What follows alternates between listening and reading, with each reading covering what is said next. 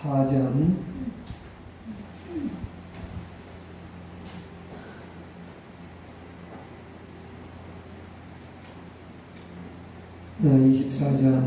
10절부터 보겠습니다.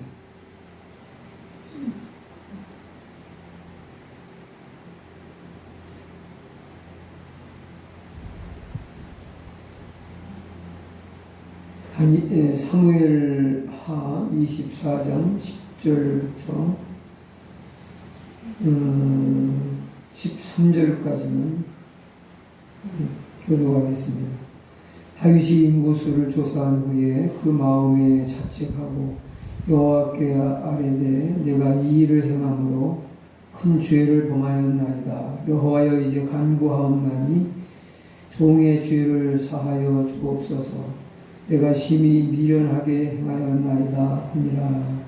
다윗이 아침에 일어날 때에 여호와의 말씀이 다윗의 선견자에게 전하 가세에게 임하여 가라사대 가서 다윗에게 말하기를 여호와의 말씀에 내가 네게 세 가지를 보이노니 너는 그 중에서 하나를 택하라.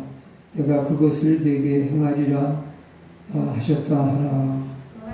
다시 다윗에게 이르러 고하여 가로되 왕의 땅에 7년 기근이 있을 것이니까 혹시 왕이 왕의 대적에게 쫓겨 석 달을 그 앞에서 도망하실 것이니까 혹시 왕의 앞에 3일 동안 온역이 있을 것이니까 왕은 생각하여 보고 나를 보내신 이에게 대답하게 하소서.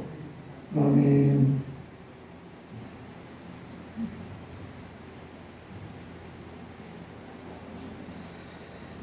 잠시 기도하겠습니다. 하나님 감사합니다. 우리의 삶에 기쁨과 소망을 주시는 하나님, 오늘도 예배자로 불러주셔서 감사합니다.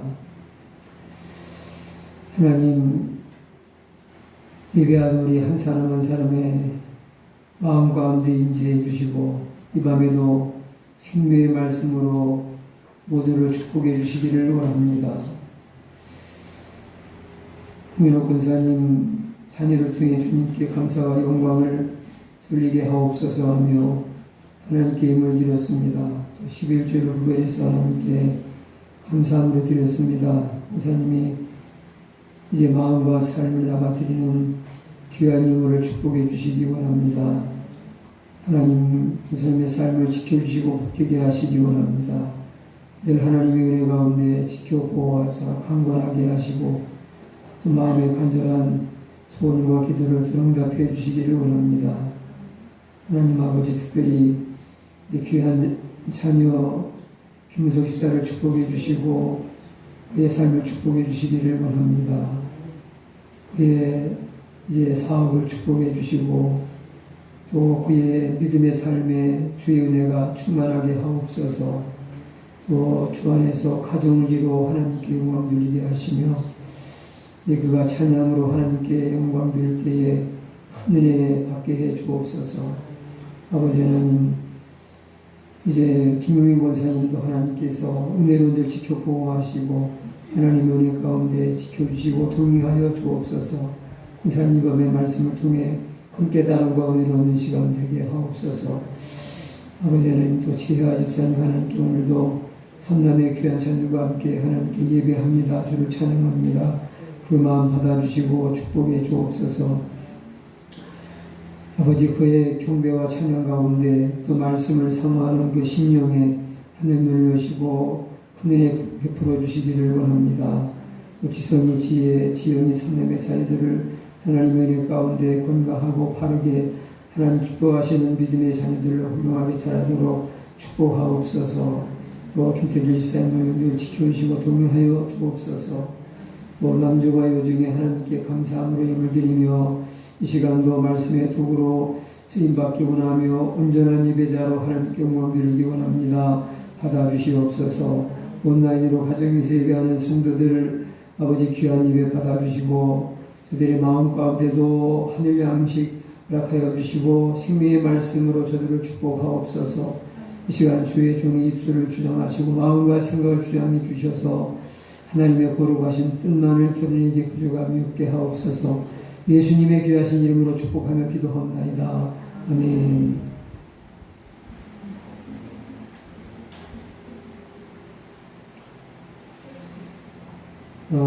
다니엘서 아니라 사무엘하 24장 1절 이하의 말씀을 우리가 우리말 성경으로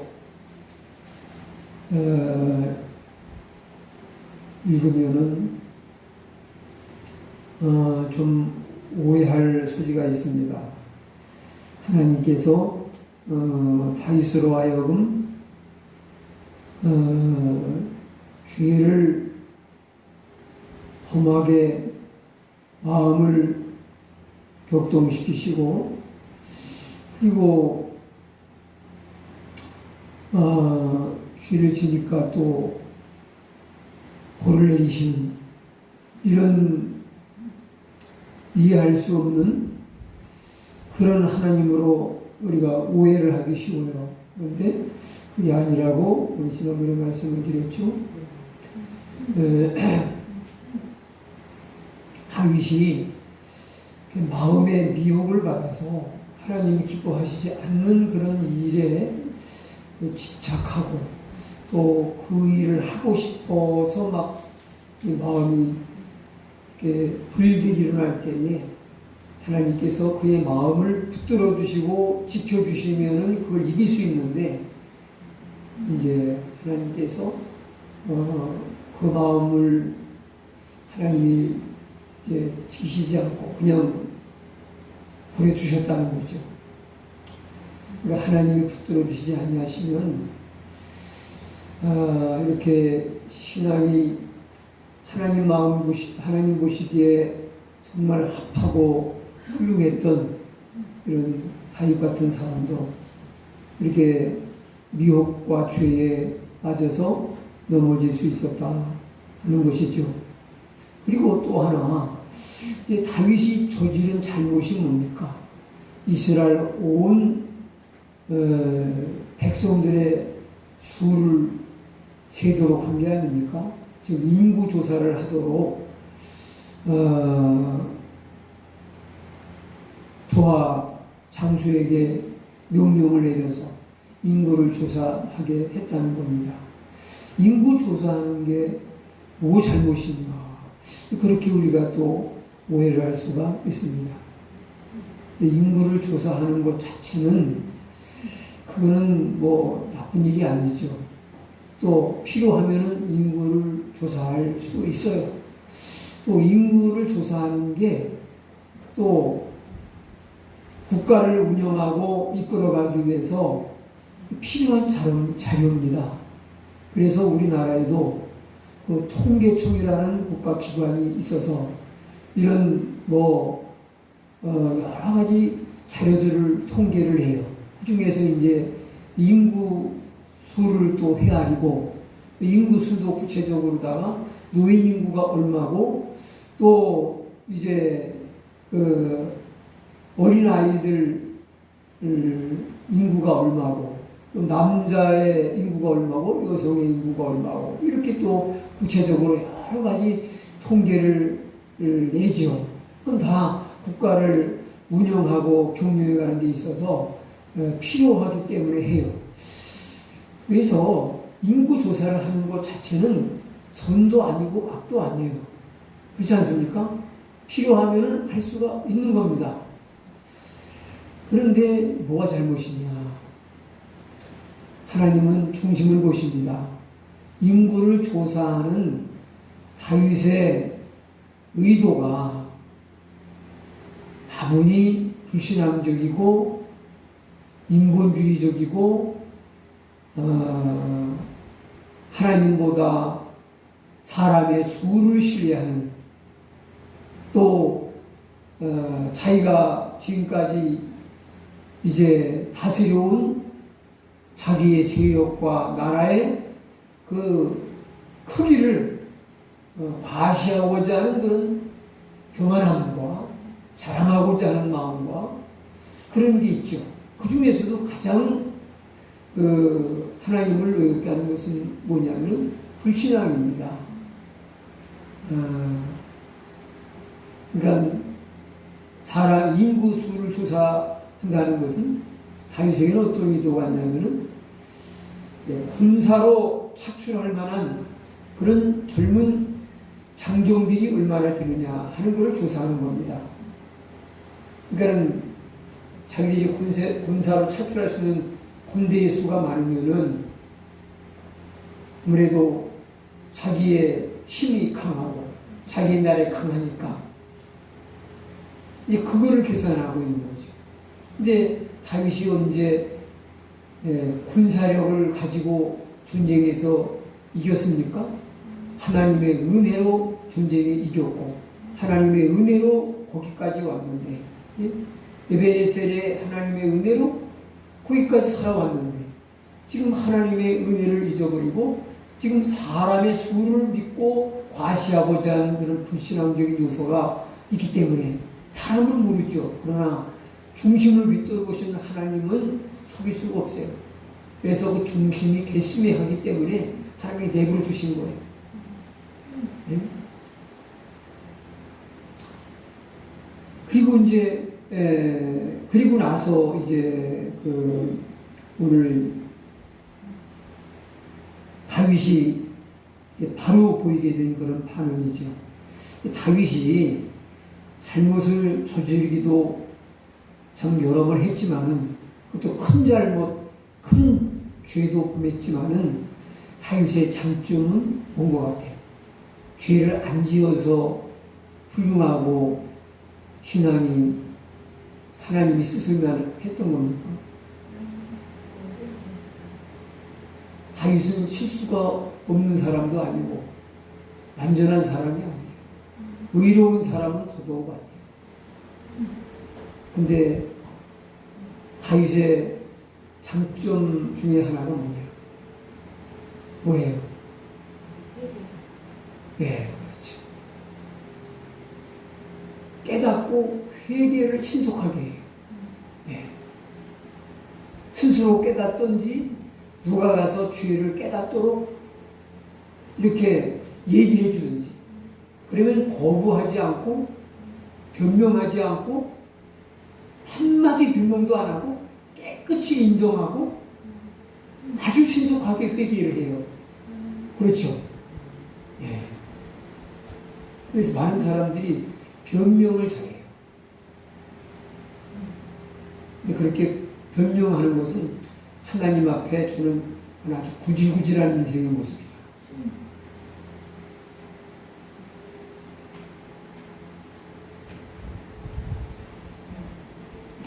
변명하는 것은 회개를 안 해갔다는 얘기예요. 합리화시켜서 나는 잘못한 게 아니라는 것을 자기 스스로 변호하겠다는 거 아닙니까? 그런 사람에게는 회개가 없죠. 그러나 다윗은 절대 변명하지 않아요. 곧바로 회개가 있을 뿐입니다. 그냥 곧바로 잘못했습니다가 바로예요. 네?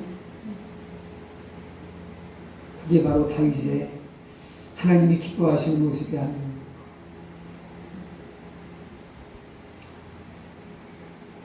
자, 회개를 했더니 하나님께서 다윗에게 선지자를 보내셨어요. 가시라는 선지자를 보내셔서 그냥 용서하고 넘어가는 게 아니라 좀 채찍을 주시겠다는 거예요. 셋 중에서 네가 원하는 거 하나 골라라. 그 말씀하시죠. 첫째는 7년 동안 기근이 들어서 어려움을 겪는 징벌을 받을 것이냐, 아니면 석 달 동안 대적들 원수들에게 쫓겨다녀 쫓기고 도망다니는 그런 어려움을 겪을 것이냐, 아니면은 3일 동안 이스라엘 전역에 전염병이 휩쓸고 지나가는 그런 재앙을 받을 것이냐 라고 셋 중에 하나를 대답하시라는 거예요. 그래서 나를 보내신 하나님께 가서 말씀드리게 아침까지 답을 달라 라고 말을 하죠. 그러니까 이제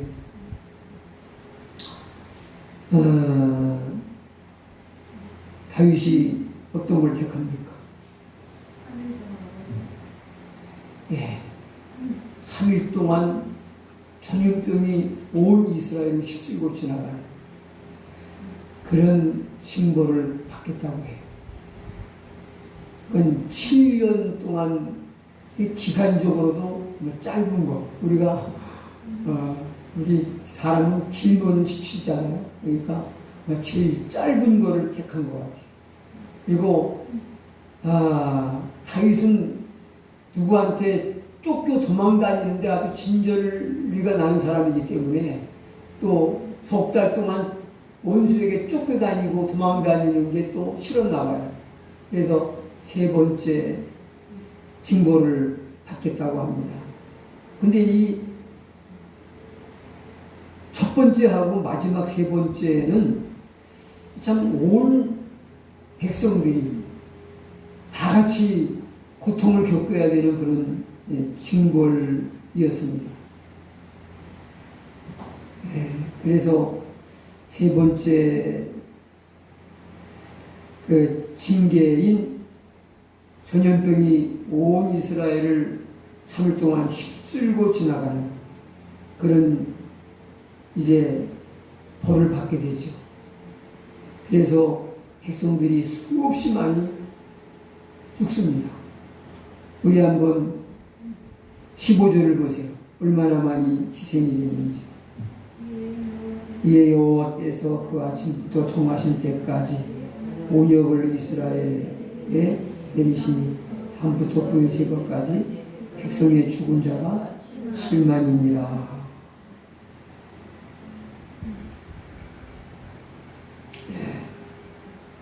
얼마 죽었어요? 천만이 죽지요.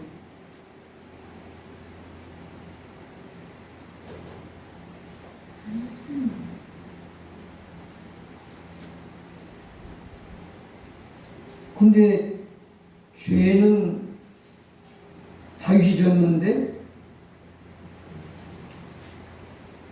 누가 죽어요? 많이? 백성들이 많이 죽어.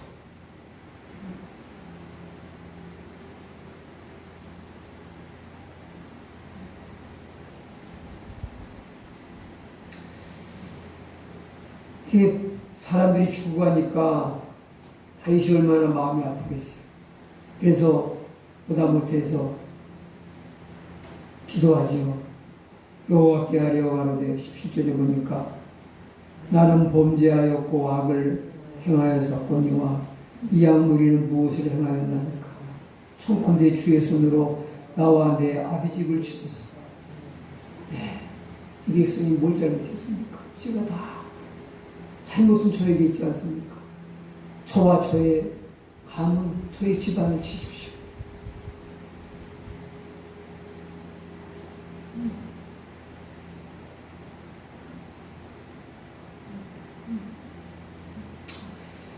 근데 이스라엘의 유다까지 합치면 더 많지만 이스라엘의 장정수가 80만 명이었다 했습니다. 근데 7만 명이 죽었으니까 거의 10분의 1에 가까운 그런 수가 죽은 거예요. 결국은 뭐예요? 다윗이 믿었던 사람들을 데려가신 거예요.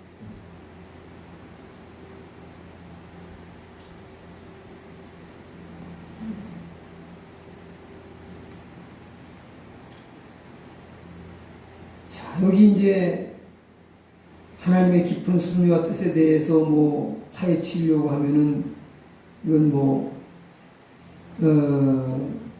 여러 가지 또 말할 이야기들이 있겠죠. 우리 교훈적이고 좀 은혜 받을 말씀만 좀 나누도록 하겠습니다.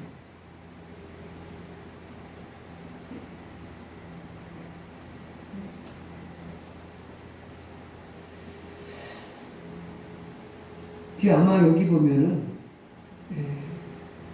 그래도 10분의 1 가까운 수지보다는 적은 수를 하나님이 데려가셨고, 이거 뭡니까? 하나님도 참 그들을 내지라고 때리시다 마음이 아프셨는지 천사에게 내 손을 거두라, 그만해라, 그만 때려라 하고 말씀하시죠.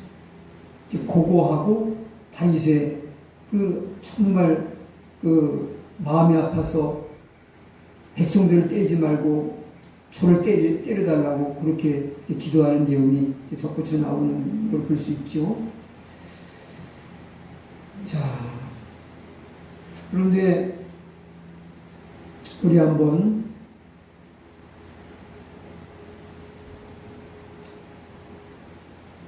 18절 말씀부터 보겠습니다. 이날에 가시 다윗에게 이르되 고하되 올라가서 이거 부르사람 아라우나의 타작마당에서 여호와를 위하여 달리 싸우소서 하며 다윗이 여호와의 명하신 바 가시 말대로 올라가니라.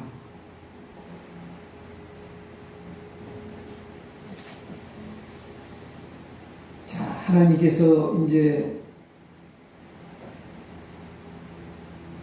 이 아픈 징계의 채찍을 거두시고 이제 용서하시고자 뭘 하라고 선지자를 통해서 지시를 하시나요?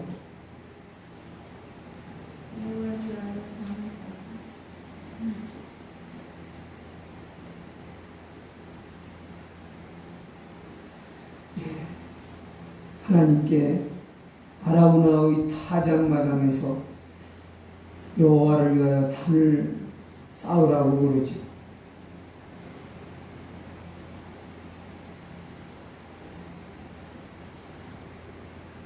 근데 다윗이 천사가 하나님의 명령을 받고 재앙을 내리던 손을 거두고 재앙을 멈춘 그 장소가 18절에 보면은 아라우나 타작마당이에요. 그러니까 천사가 타작마당은 영적으로 어떤 의미가 있냐? 타작, 추수, 심판의 의미가 있죠. 예수님 그러셨잖아요. 알고 공모하고 곡간에 드리고 뚜껑이는 꺼지지 않는 거예요. 태우시리라 그랬잖아요.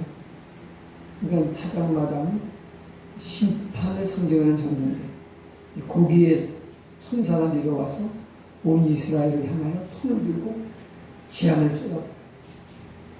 하나님이 그만해라, 됐다 그만해라 하고 재앙 내리는 천사의 손을 이제 멈추게 하시는데 그 장소가 아라우나 타작마당이었습니다. 근데 그 아라우나 타작마당에서 이제 하나님 앞에 단을 쌓으라고 이렇게 말씀하십니다. 그러니까 다윗이 이제 하나님의 명대로 그대로 이제 순종하려고 아라우나 타작마당으로 올라갔다 하는 말씀이 나오죠. 이 아라우나라고 하는 이제 일반인이 왕이 행차하니까 흘려부터 내려와서 이제 왕을 맞이하죠. 그러니까 이제 다윗이 그에게 말하죠. 그리고 그가 먼저 말해 21절 보겠습니다. 가로되 어찌하여 내 주와 함께서 종에 대해 임하시나이까. 21절. 다윗이 가로되 내게서 타작마당을 가서 여호와께 하나님과 종에 대해 하리라 하더라. 네.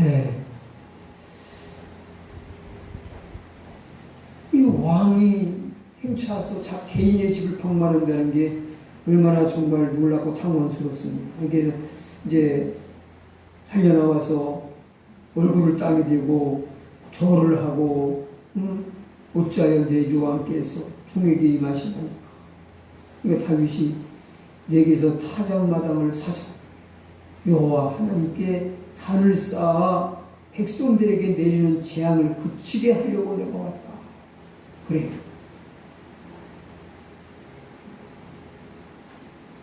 그러니까 아라우나가 뭐라고 다윗에게 대답을 합니까? 23절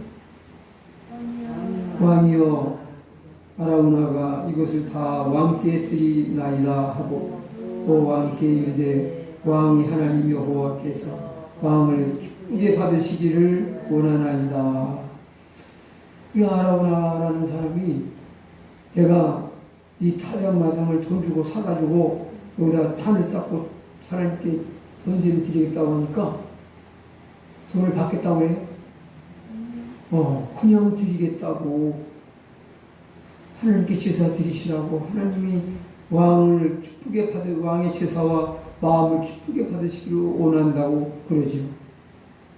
그러니까 다윗이 여러분 같으면 고져 주겠다는데 고맙다고 하고 받을 게 아닙니까? 다윗이 고저 받아요, 안 받아요? 네? 고저 받지 않아요. 24절 보겠습니다. 왕이 아라우나에게 이르되 그렇지 아니하다. 내가 값을 주고 내게서 살이라. 값 없이는 내 하나님 여호와께 번제를 드리지 아니하리라 하고 다윗이 은 50세겔로 타작마당과 소를 사고. 네. 근데 사무엘 하에는 은 50세겔로 샀다고 되어 있고 역대 상에는 금 600세겔로 샀다고 되어 있어요.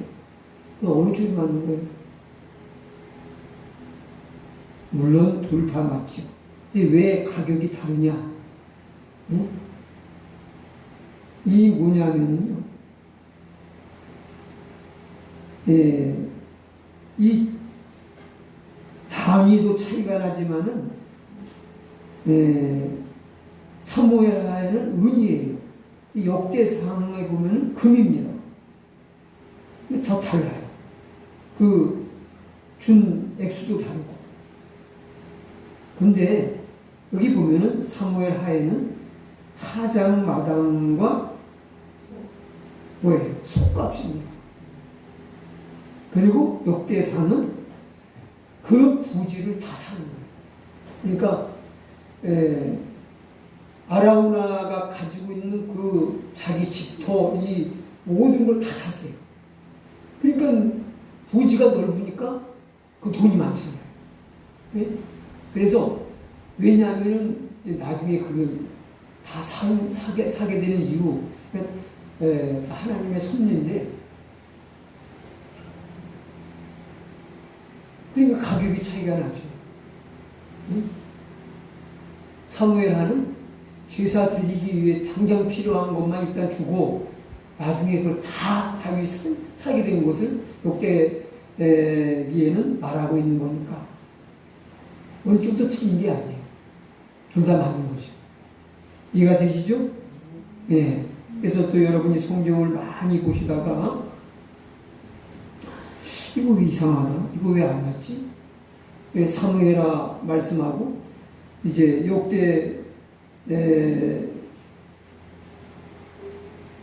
역대상에 있는 말씀하고 왜 다를까? 이제 거기 의문을 가지실까봐 제가 이제 말씀을 드리는 거고요. 여기 중요한 것이 뭡니까? 뭐예요?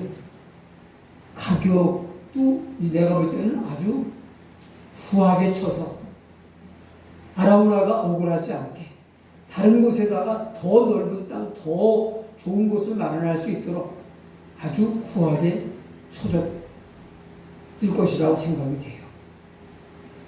아니 그냥 준다는 것도 안 받고 돈을 주는 사람이 또 왕이 째째하게 줬겠어요.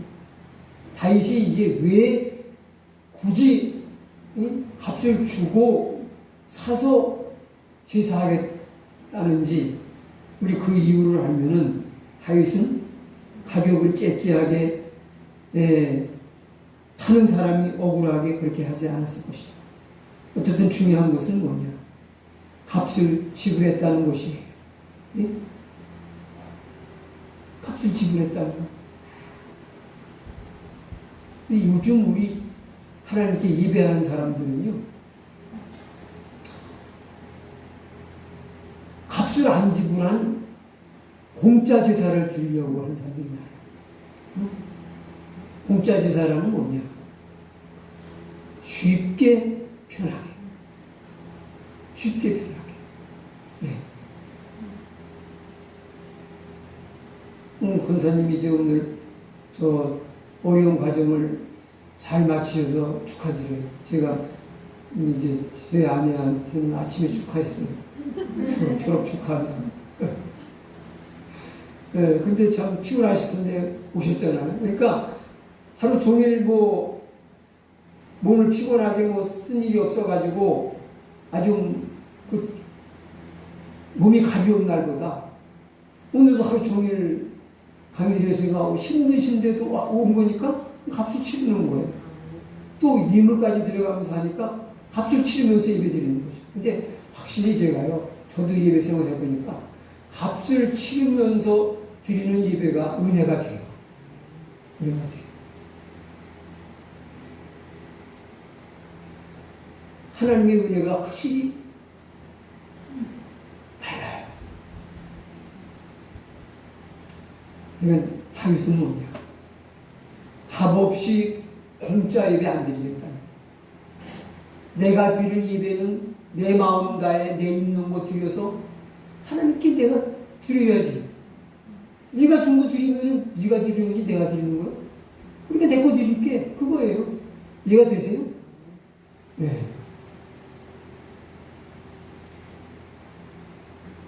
아니 아라우나가 주는 거 드리면은 아라우나가 바친 거지 다윗이 바친 거냐고요. 그러니까 내가 돈 주고 사서 내가 값을 치르고 내가 드리겠다는 거요. 내 걸로다가. 그게 제사예요. 근데 요즘 현대인들은 점점 편하게 예배 생활을 하려고 해요. 그래서 예배 시간이 길면은 이 교회 못 다니겠대요. 힘들어서. 예배가 너무 힘들어가지고. 힘들어야 예배예요. 힘들어서 예배 드려야지. 네? 기도도 조용히 기도하는 것보다 힘들어 기도해야 네? 하나님의 임재를 경험하고 성령이 역사하셔서 눈물보따리도 터지고 간절하게 진짜 뜨거운 기도가 되더라고요. 네? 힘 안 들이고 예수님도 힘쓰고 애써 더 간절히 기도하셨다고 그랬잖아요. 네? 근데 예배는 그 모든 게 다 포함된 건데 힘 안 들이고 예배 드리려고 해요. 그건 예배가 아니에요. 그래서 멀리서 걷고 걸어서 중국의 지하 교회나 그런 도시가 아닌 그런 외진 데는요, 이 중국이라는 나라는 땅덩어리도 없고 또 민가가 없는 데는 그거 없더라고요.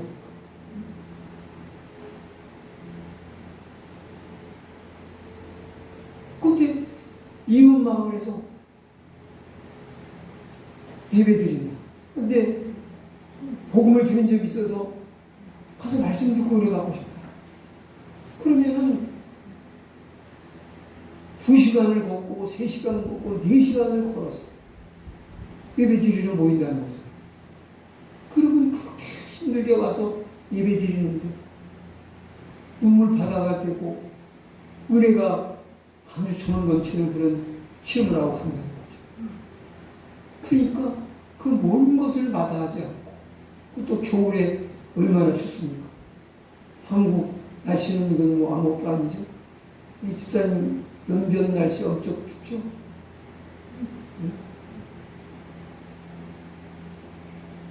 처음 겨울에 요즘 현대인들은 편하게. 그래서 이제 이거 옛날에는 이런 의자에 있는 교회가 거의 없었어요. 몰라요. 서울에 아주 부자 양반들 사는 동네는 의자가 있었는지 몰라도 제가 청년 때 처음 교회 나갈 때 지방에 있는 어느 교회를 가봐도 의자 있는 교회가 없어요. 큰 교회나 작은 교회나. 이게 부흥회를 하면은 마치 품맛이처럼 우리 교회 할 때 이웃교회 성도들이 나와요. 그러나 진짜 부흥회 할 때는 진짜 아주 살판난 것 같아요. 왜냐하면 우리 교회가 좀 가득 찼으면 했는데 어떤 시골교회가 이렇게 사람들이 많습니까? 그래서 드문드문 앉아있다가 이웃교회 성도들이 오니까 막 왜 터지도록 앉고 막 강당까지 앉고 좀 많이 오니까 야, 우리 교회가 이렇게 사람이 꽉 찼으면 좋겠다. 그리고 사람들이 많이 오니까 막 은혜도 넘치고 그러니까 아주 얼마나 신이 나는지 몰라요. 또 다른 이웃교회에서는 또 우리가 막 그냥 산을 넘고 막 내를 건너서 또 가요. 그러니까 다른 교회에 의자가 있는지 없는지 알지. 없어요. 큰 교회도 없어요. 마룻바닥에 엎드려서. 그러니까 방석이 다 있죠. 방석. 예배 끝나면 방석 치우는 거야. 그래가지고 방석에 아주 막 죄다 이렇게 쌓아놓고 또 예배 드리기 전에는 이제 강사님 집사님들이 먼저 가지고 방석 착착착 이렇게 자리에 줄 맞춰 놓고 무릎 꿇고 기도하고. 지금은 이제 편하게 드리려고 의자 놓고 그보다 더 표현하려고 그러다 보면 이제 들어오서 예배 드리게 만드는 교회가 또 없을지 모르겠어요.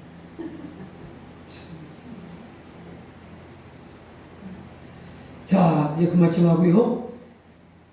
자, 이제 근데 이건 뭘 말하냐? 또 이게 중요한 건 뭐냐?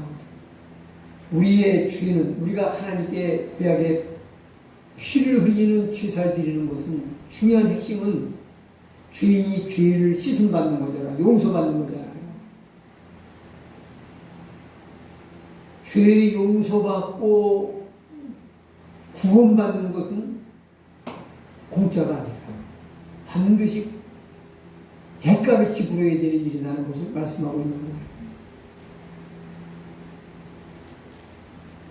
우리가 교회에 나와서 예수 믿고 죄 사함 받으셨죠? 구원 받으셨죠? 근데 죄 사함 받는데 무슨 값을 우리가 무슨 값을 냈나요? 네? 우리는 값을 냈으니까 이게 공짜고 거저 온 건 줄로 알고 너무 사람들은 가치를 너무 귀하게 합니다. 그러나 우리가 값을 낼 능력이 안 되기 때문에 하나님께서 그 아들을 보내셔서 십자가에서 피를 쏟고 돌아가시게 함으로 말미암아 엄청난 대가를 치르신 값을 안 치고는 죄 사함이 없어요. 피 흘림이 없은 즉 죄 사함이 없다고 했어요.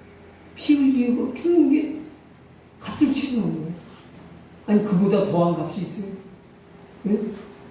생명 주고 피 흘려 생명 바쳐 죽어서야 살 수 있는 게 있냐고요.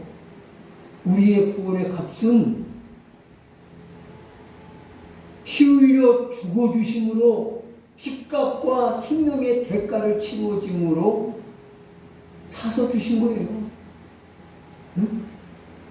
주님이 사신 거지만은 우리는 귀한 줄을 알고 받아야 되잖아요. 그래야 한 거예요. 받았으면 귀한 줄이나 알고 잘 지켜가야 되잖아요. 그래야 한 거예요.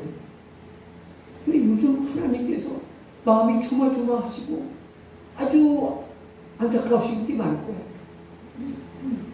네. 너무 조마조마 위태위태하게 신앙생활하는 사람이 많아요. 네? 곧 잊어버릴 것 같아요. 위태위태해. 우리가 예수님이 생명을 주고 피와 생명 주어서 대가를 치르시고 이루신 구원이기 때문에 우리도 목숨을 걸기까지 지켜야 되는 거예요. 맞아요, 틀려요? 초대교회 성도들은 목숨 걸고 목숨 생명주 이루신 구원을 생명 걸고 지켰잖아요. 그래야 한 거예요. 얼마나 많은 순교자들이 나왔습니까? 정말 많이 희생됐습니다.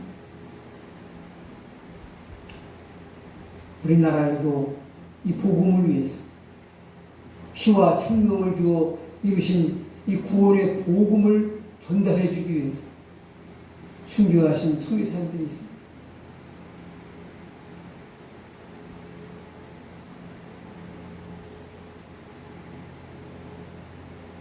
자,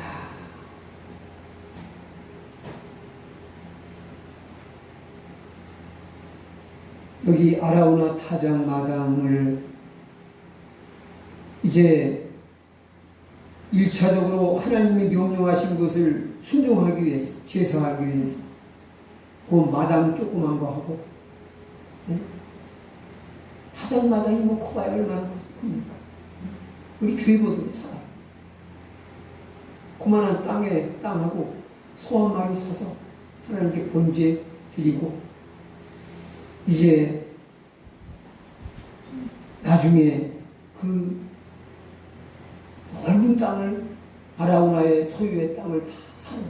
그래서 나중에는 금 600세겔의 엄청난 대가를 치르게 되죠. 근데 이 자리가 나중에 무슨 자리가 될까요?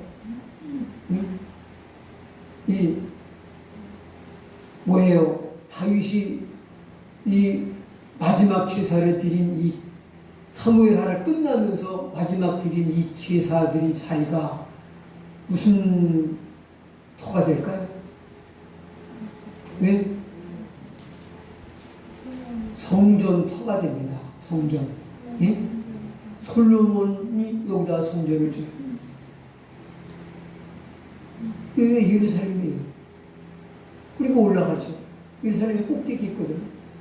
지대가 높아요. 이제 올라갔다고 되어 있잖아요. 바로 이 자리가 또 어떤 자리냐? 아브라함이 이삭을 바치려고 했던 그 모리아 산이에요. 아브라함이 하나님이 이삭을 바치라니까 바치려고 거기까지 올라가서, 네? 제단을 쌓고 나무를 벌려고 그 위에 이제 이삭을 잡아드리려고 하는데 하나님이 멈추라고 하셔서 이삭을 번제로 드리지 않았죠.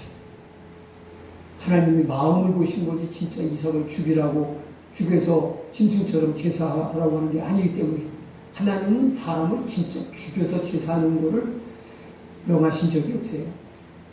이방신을 섬기는 그런 악한 마귀는 살인자이기 때문에 그 사람을 제물로 드렸어요.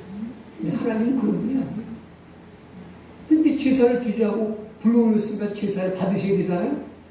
그래서 하나님이 뭘 준비하세요? 하나님께 드릴 염소를 준비하시잖아요.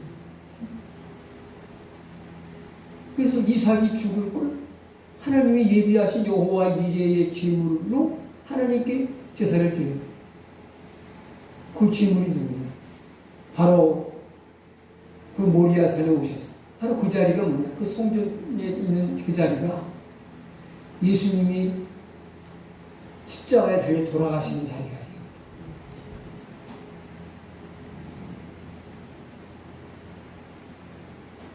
참 하나님의 그 계획과 섭리와 구원의 역사의 흐름이 참 신비하죠.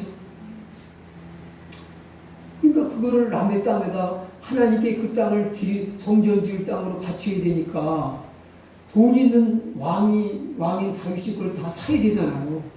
그러니까 솔로몬이 성전을 짓지만은 성전 터도 다윗이 사고 성전 지을 재료도 다윗이 거의 다 준비하고 그렇게 큰 일을 이루죠. 왜 그랬을까? 다윗은 성전의 의미, 그 모리아산의 의미를 알기 때문에 성전은 장차 오실 예수 그리스도를 상징합니다. 예수님 말씀했어요. 예수님 자신이 성전이에요. 그러니까 뭡니까? 여기 예수님이라는 말은 안 나오지만 사무엘 상하 다윗의 이야기를 끝내면서 마지막 다윗은 예수 그리스도의 십자가,